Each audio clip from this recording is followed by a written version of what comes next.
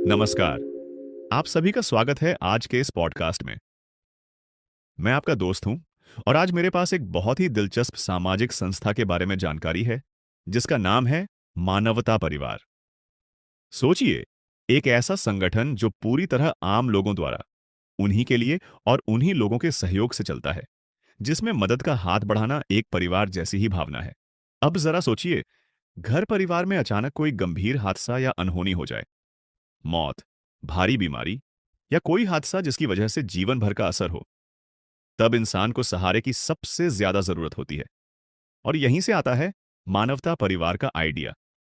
मानवता परिवार दरअसल एक सामूहिक परिवार की तरह है। जब भी किसी सदस्य की असामयिक मृत्यु, स्थायी 100% डिसेबिलिटी या किसी गंभीर बीमारी या दुर्घटना की वजह से जिंदगी बुरी तरह प्रभावित होती है, तो बाकी सभी सदस्य मिलकर उस सदस्य के नॉमिनी यानी परिवार के खाते में मदद के लिए धनराशि जमा करते हैं। और ये रकम कम नहीं, पूरी 50 लाख रुपए तक जा सकती है। 50 लाख, जिससे बड़े बड़े खर्च, बच्चों की पढ़ाई या परिवार के गुजारे जैसी फिक्रें काफी हद तक हल हो जाती हैं। इतना ही नहीं, अगर किसी सदस्य को कोई गंभीर एक्सीडेंट या बीमारी हो जाए, तब भी अकेले नहीं छोड़ते। ऐसी स्थिति में भी 10 लाख रुपए तक की सहायता पहुंचाई जा सकती है। और अगर एक्सीडेंट में अस्पताल में भर्ती होना पड़े, तो सदस्यता शुल्क के साथ 1 लाख रुपए तक इलाज में दिए जाते हैं। सोचिए, सिर्फ 200 रुपए सालाना का शुल्क और बदले में ऐसी सुरक्षा कवच। मेरी नजर से इसमें जो खास बात है, वह इसकी आसान सदस्यता प्रक्रिया है। और अगर आप पहले से किसी अन्य संस्था से जुड़े हैं, तो भी इस परिवार का हिस्सा बन सकते हैं। किसी तरह की बंदिश नहीं है। सदस्यता हर साल के लिए वैध होती है, यानी हर बार अपनी सदस्यता का नवीनीकरण यानी रिन्यूअल करना जरूरी है। मान लीजिए आपने 1 वर्ष की सदस्यता खत्म होने के 30 दिन के अंदर नवीनीकरण नहीं किया, तो आपकी वैध सदस्यता चली जाएगी, लेकिन फीस जमा होने पर फिर से पा सकते हैं। यहां व्यवस्था पूरी पारदर्शी लगती है। अगर आप गलती से ज्यादा पैसे भेजते हैं, तो वो सबूत देने पर आपको वापस भेज दिए जाएंगे। इस संस्था में नियम भी काफी साफ है। मान लीजिए आपकी उम्र 62 हो जाती है, या कोर्ट से किसी अपराध में दोषी ठहराए जाते हैं, या संस्थान विरोधी गतिविधियों में संलिप्त पाए जाते हैं, तो सदस्यता खत्म हो जाती है। और नकली दस्तावेजों से एक्सीडेंटल क्लेम लेने की कोई कोशिश पकड़ी जाए, तो भी फौरन सदस्यता रद्द होती है।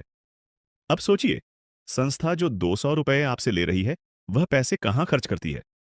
इसका एक हिस्सा वेबसाइट बनवाने, कर्मचारियों की सैलरी, ऑफिस खर्च और जो सबसे जरूरी है, दूसरे सदस्यों की मदद जैसे एक्सीडेंटल इलाज और मृत्यु क्लेम जैसी स्थितियों पर खर्च होता है। इसमें पहले चेक किया जाता है कि वाकई घटना हुई है या नहीं। और हाँ, संस्था द्वारा दी जाने वाली सहायता हमेशा संस्था के पास पर्याप्त धनराशि मौजूद रहने पर ही मिलती है, यानी सब खुले तौर पर सिस्टम से जुड़ा है। अब एक्सीडेंटल इलाज के बारे में और थोड़ा विस्तार से बात करें। अगर किसी सदस्य का एक्सीडेंट होता है और अस्पताल में कम से कम 24 घंटे एडमिट रहना पड़ता है, तभी 1 लाख रुपए तक की राशि दी जा सकती है। शर्त यह कि सदस्यता लेते ही तुरंत ये लाभ नहीं मिलता, बल्कि सदस्य बनने के 30 दिन बाद ही ये सुविधा मिलनी शुरू होती है। आपको अपने इलाज के सभी जीएसटी बिल, अस्पताल के दस्तावेज और पूरी जानकारी संस्था को वेबसाइट के माध्यम से देना जरूरी होता है। एक्सीडेंट के क्लेम साल में सिर्फ एक बार दिए जाते हैं। और हाँ, अगर किसी ने उस इलाज के लिए पहले ही किसी इंश्योरेंस कंपनी से पैसा लिया हो, तो वैसे डबल क्लेम का औचित्य नहीं रहता। लेकिन अगर आप फिर भी क्लेम डालते हैं, तो संस्था अपने नियमों के हिसाब से सहायता करेगी। मेरे हिसाब से यह बहुत निष्पक्ष और व्यावहारिक सोच है। अब एक और थोड़ा पेचीदा लेकिन बहुत जरूरी नियम। अगर किसी सदस्य की दुर्भाग्यपूर्ण तौर पर मृत्यु हो जाती है, तो नॉमिनी को मदद तभी मिलेगी जब सदस्य की सदस्यता लिए हुए कम से कम 3 महीने यानी 90 दिन पूरे हो चुके हों। अगर सदस्य की सामान्य बीमारी से मृत्यु होती है, तो भी यही लॉक इन पीरियड लागू होता है। गंभीर बीमारी जैसे cancer, kidney failure, brain haemorrhage आदि की स्थिति में यह लॉक इन पीरियड बढ़कर 1 साल हो जाता है। मौत या बीमारी की वजह को लेकर संस्था पूरी जांच करती है। मसलन, अगर कोई heart attack, operation, liver infection, accident के दौरान मौत वगैरह, तो ये सारी डिटेल अस्पताल के दस्तावेज और पोस्टमार्टम रिपोर्ट से जांची जाती है। और अगर किसी ने जानबूझकर या कुटिलता से किसी को मरवाया, आत्महत्या की या ऐसे कोई केस सामने आए, तो बिल्कुल भी सहायता नहीं मिलती। सबसे बड़ी बात, अगर सालाना सदस्यता समय पर रिन्यू नहीं हो पाती, तो वैध सदस्य नहीं रह जाते और ऐसे में नॉमिनी या परिवार को कोई सहायता नहीं मिलेगी। संस्था के नियमों में पूरी पारदर्शिता और सख्ती दोनों है। नकली दस्तावेज लगाकर या गलत सूचना देकर फायदा उठाने वालों के खिलाफ एफआईआर तक दर्ज हो सकती है। एक रोचक नियम यह भी है कि संस्था हर सदस्य से अपेक्षा करती है कि वह समय समय पर कुल सहयोग राशि का 80% सहयोग अवश्य करे।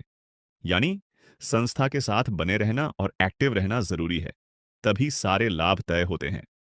अगर कोई सदस्य लंबे समय से सहायिकाओं से दूरी बना लेता है या सहयोग पूरे नहीं करता, तो फिर भी सहायता में कटौती या रोक लग सकती है। इसमें स्थिति को देखने और नेशनल या राज्य स्तरीय कोर परिवार की अनुमति पर अंतिम निर्णय का अधिकार संस्था के डायरेक्टर टीम के पास ही है। पहली बार पढ़ने पर ही एक बात बहुत पक्की लगती है। मानवता परिवार अपने अंदर एक असली सामाजिक बीमा का मॉडल ले आता है, लेकिन उसे बिना किसी भारी भरकम कागजी कार्रवाई, बिना प्रीमियम का बोझ या क्लेम रिजेक्शन की चिंता के पूरी तरह अपने लोगों के बीच उनकी मदद के लिए संकल्पित करता है। और इसमें जो आदान प्रदान है, वह महज पैसे की नहीं, भरोसे और अपनत्व की भावना की है। कुल मिलाकर जितना मैंने इस दस्तावेज में पढ़ा, उतना ही भरोसा और विश्वास जगा कि अगर ऐसे और संगठन हमारे समाज में बने, तो आम लोगों के लिए जिंदगी के मुश्किल वक्त में एक मजबूत सहारा पैदा हो सकता है। सोचिए, 200 रुपये सालाना खर्च करने पर बीमा की नहीं, एक परिवार की ताकत मिलने लगे। यही था आज का पॉडकास्ट। मानवता परिवार की सोच और इसके नियम, इसका तरीका और समाज को जोड़ने का एक बेहद शानदार मॉडल। उम्मीद है आपको भी यह जानकारी उतनी ही दिलचस्प लगी होगी जितना मुझे इसे पढ़ते हुए महसूस हुआ। यही सोचते हुए मैं आज के एपिसोड को यहीं खत्म करता हूं। धन्यवाद।